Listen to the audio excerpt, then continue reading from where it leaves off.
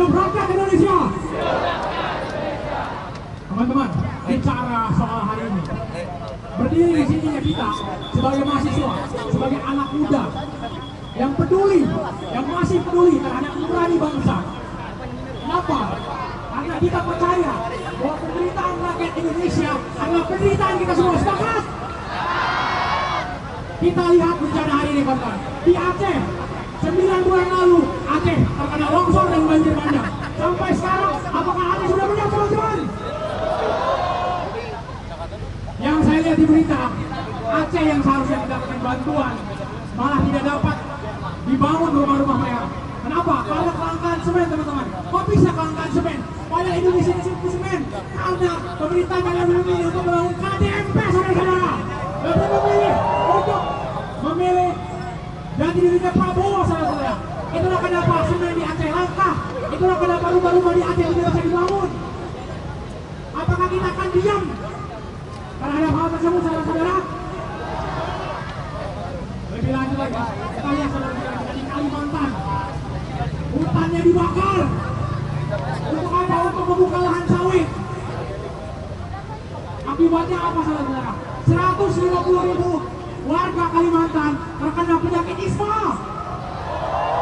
Inilah prestasi dari Prabowo, prestasi dari pemerintahan Indonesia. Inilah prestasinya. Itulah. Lebih lagi kita lihat di Papua, teman-teman. Saudara-saudara kita di Papua masih mengalami yang namanya kekerasan militer sampai hari ini. Mereka hutannya dibakar habis berjuta-juta hektar. Untuk membuka apa? Lumbung pangan. Sebuah program yang dari lama sudah gagal berkali-kali, tapi masih diteruskan juga.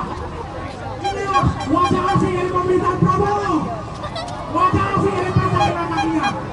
Yang terakhir, teman-teman, kalau kita lihat saudara-saudara kita di NTT yang baru saja mengalami sebuah gempa, di NTT ketika 17 Agustus, ketika pemerintah berpesta di sana, ada seorang anak bernama Marion yang meninggal dunia.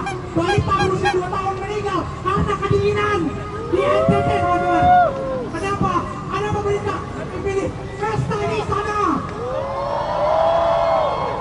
Mereka lebih memilih peduli dengan pesta 17 Agustusan daripada seorang anak yang meninggal di NTT karena kedinginan.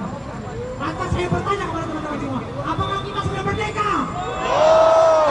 Apa sebenarnya arti merdeka itu? Dan siapa yang punya merdeka itu? Apakah merdeka itu hanya tentang bendera yang naik ke atas tiang? Apakah bendera itu hanya tentang lagu kebangsaan yang bisa berulang-ulang? Apakah merdeka itu hanya upacara kebangsaan setiap hari Senin? Apakah itu, teman-teman?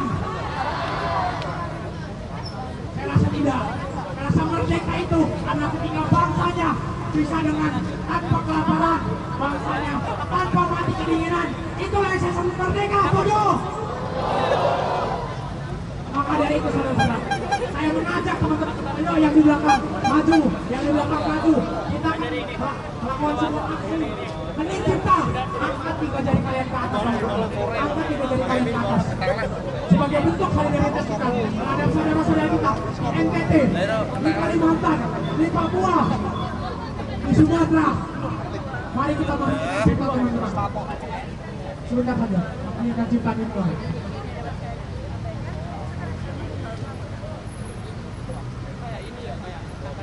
Hening cipta selesai. Bahwasannya hari ini di NTT, di Flores sedang terjadi gempa berskala 6,1 skala Richter, bahkan 5.000 kali, teman-teman. Di sana sedang terjadi gempa. Dan hari ini apa penanganan yang sedang dilakukan oleh Prabowo juga hanya memberikan 40 miliar. Apakah itu cukup, kawan-kawan? 40 miliar untuk Flores. Jadi, teman-teman sekalian, saya hari ini bingung, yang disebut Indonesia apakah hanya Jawa saja? Kita perlu pertanyakan itu, teman-teman sekalian. NTT sedang diguncang bencana gempa. Di Kalimantan sedang ada kebakaran hutan dan lahan yang katanya itu disengaja, teman-teman. Kebakaran itu disengaja. Pertanyaan yang harus kita ajukan adalah, kenapa sampai dengan hari ini aparat dan pemerintah tidak dapat menemukan pelaku pembakaran hutan? Apakah aparat pemerintah memang tidak peduli terhadap rakyatnya? Kawan-kawan sekalian, hari ini juga di Jawa Tengah kita merasakan bagaimana begitu banyak konflik agraria yang terjadi, mulai dari petani Dayunan, mulai dari petani Ponorogo, Praciman Toro, dan banyak sekali konflik-konflik agraria lain. Belum lagi konflik soal ekologi pesisir. Pesisir di Jawa Tengah hari ini sudah begitu mengenaskan, kawan-kawan sekalian. Jangankan untuk berpikir terkait dengan kesejahteraan, kalau di pesisir Jawa Tengah saja air bersih itu susah. Jangankan Jawa Tengah, kawan-kawan, di Semarang sekalipun kita masih melihat banyak sekali konflik-konflik agraria yang terjadi. Kita lihat semerakahnya egoisme seorang wali kota, seorang gubernur yang ingin membangun Mall Pakuwon di daerah Gambir. Seperti yang kita tahu, kawan-kawan, Mall Pakuwon adalah tanda sesar aktif. Artinya sewaktu-waktu bisa saja terjadi pergeseran lempengan. Apa, kawan-kawan, kalau terjadi pergeseran lempengan, Pakuwon Mall bisa saja ambruk secara tiba-tiba. Bukan hanya Pakuwon Mall, tapi rumah-rumah warga yang ada di sana. Hari ini 19 rumah warga retak, kawan-kawan. Kita harus tuntut itu semua. Kawan-kawan sekalian, hari ini kita berdiri di sini, Universitas Diponegoro berdiri di sini, tidak hanya dengan kawan-kawan Semarang. Kita kehadiran kawan-kawan PSDKU dari Rembang, dari Batang, dari Jepara. Mereka adalah pejuang-pejuang yang tidak memikirkan jarak. Mereka adalah pejuang-pejuang yang tidak memikirkan waktu. Mereka adalah kawan kita. Mereka juga termasuk bagian mahasiswa Universitas Diponegoro. Maka dari itu, kawan-kawan sekalian, saya rasa kawan-kawan yang berada di Batang, Pekalongan, Jepara, dan juga Rembang wajib untuk menyalurkan aspirasinya di sini. Karena di sini kita sedang berdiri di sebuah rumah megah yang harusnya adalah milik rakyat, tapi sekarang dipagari. Sekarang dipagari dan dijaga oleh satpam rakyat. Kawan-kawan sekalian, kawan-kawan Diponegoro, kita maju secara serentak ke depan. Banyak yang masih kosong, kita perkuat, kita sempitkan. Kawan-kawan maju semua, kawan-kawan sekalian, kita maju semua. Satu langkah maju ke depan, kawan-kawan. Kita makin sempitkan ruang ini. Kita kuat karena kita saling berdekatan, kawan-kawan sekalian. Kita maju, kawan-kawan sekalian. Silakan kawan-kawan yang di belakang, kita maju.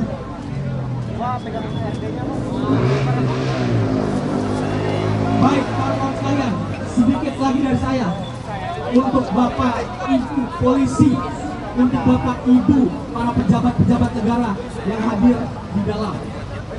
Saya teriakkan, hari ini bencana sudah terjadi di mana-mana, di NTT, di Kalimantan, di Sumatera banjir, di Aceh sampai dengan hari ini juga belum terrevitalisasi secara total.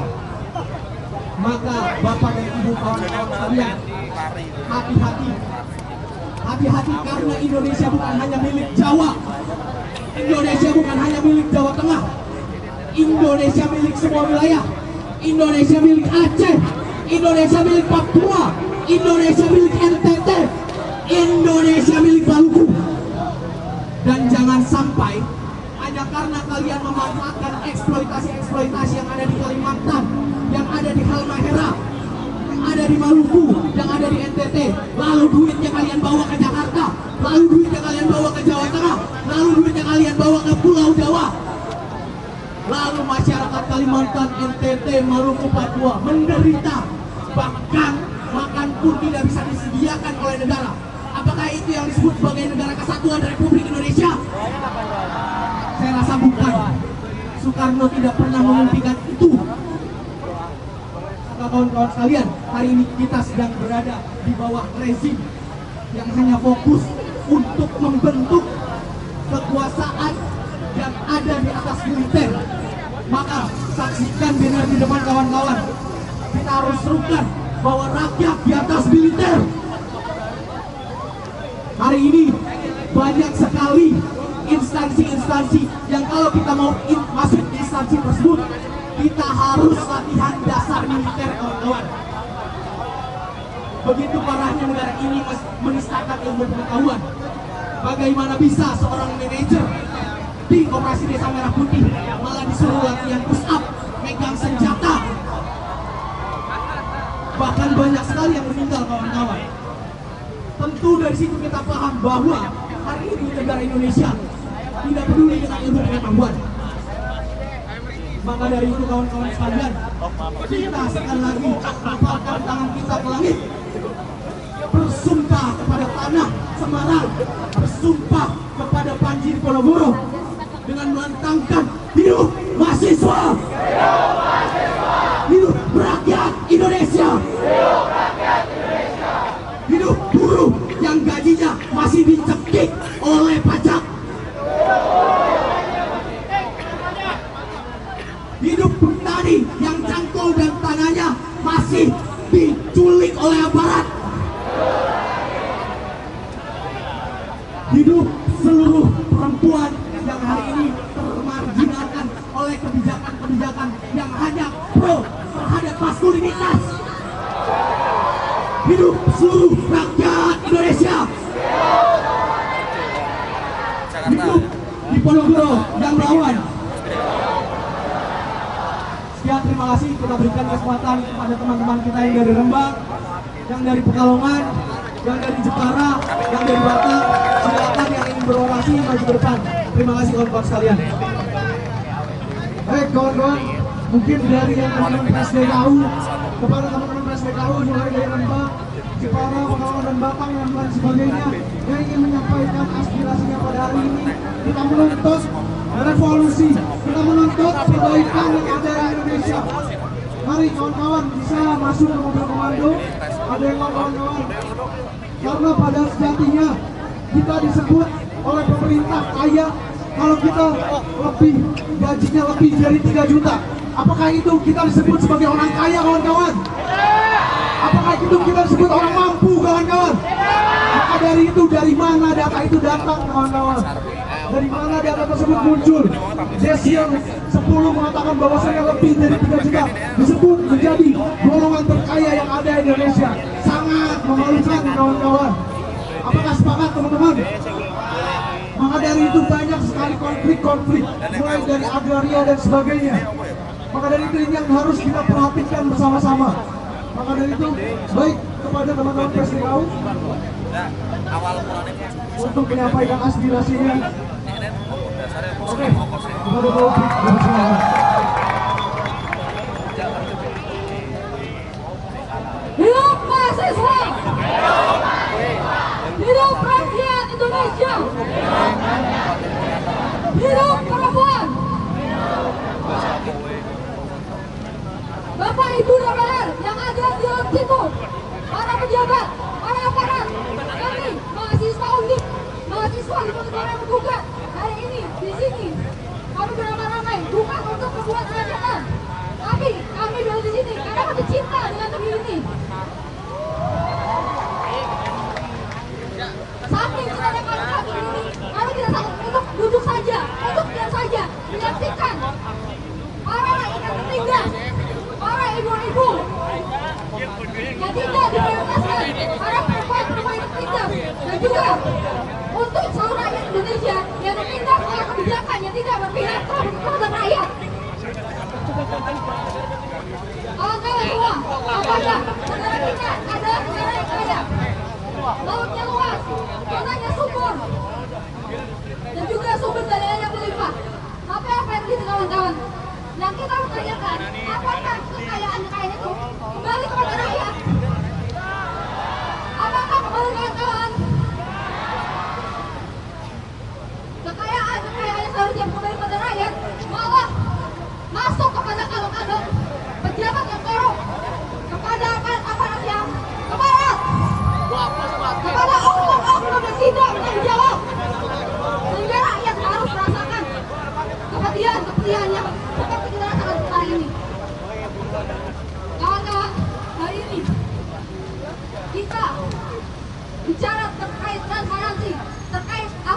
atas terkait keputusan yang telah kita sepakati bersama. Untuk itu, mari kita suarakan dengan lantang. Dan untuk pejabat-pejabat, jangan hanya duduk-duduk saja, laksanakan, tuntaskan, dan juga serap aspirasi-aspirasi itu. Jangan hanya itu berhenti hanya sampai pada formalitas saja. Karena setiap kebijakan yang dibuat untuk rakyat, setiap rupiah yang pergi dari APBN harus dipertanggungjawabkan untuk kembali kepada rakyat. Kawan-kawan, hari ini kami mahasiswa wilayah daerah dari Rembang, dari Jepara, dari Pekalongan dan juga dari kampus Batang berangkat jauh-jauh dari kampus masing-masing ke bagian di Diponegoro yang ingin turut menyuarakan aspirasi dari daerah kami. Di daerah kami, teman-teman Rembang, mereka hidup dekat dengan masyarakat. Teman-teman Jepara, mereka hidup dekat dengan pesisir. Teman-teman di Batang, mereka sangat dekat dengan kehidupan petani. Dan juga teman-teman di Pekalongan, mereka sangat dekat dengan masyarakat yang di situ merupakan sentral pemerintahan. Dan di mana dengan hal tersebut kami belajar dan juga kami memeriksa pengelolaan yang ada di situ.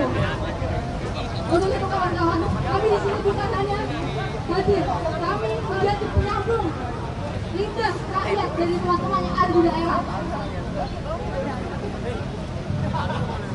Untuk itu kawan-kawan, di sini kami juga memberitahu bahwa kami datang ke sini tidak dengan bermewah-mewah, tetapi kami datang ke sini atas uluran tangan dari rekan-rekan semua, atas kebaikan dari rakyat untuk rakyat. Kami berangkat dari donasi yang teman-teman sampaikan. Kami bisa berangkat melalui donasi tersebut sehingga kami bisa sampai di sini. Untuk itu kawan-kawan, kami sangat berterima kasih atas uluran rakyat, uluran tangan teman-teman yang baru. Dan di situ kita sadari bahwa bobroknya pemerintahan ini itu sebuah pertanda ketika dia tidak bisa menolong rakyat sendiri, sehingga rakyatnya harus menolong mahasiswa itu sendiri. Untuk itu kawan-kawan, mari kita lantangkan dan terus suarakan agar pemerintahan di Indonesia segera direvitalisasi secara menyeluruh, agar kebijakan-kebijakan yang dibuat berpihak kepada rakyat, dan agar Indonesia bisa merdeka bukan hanya di atas sekedar kata.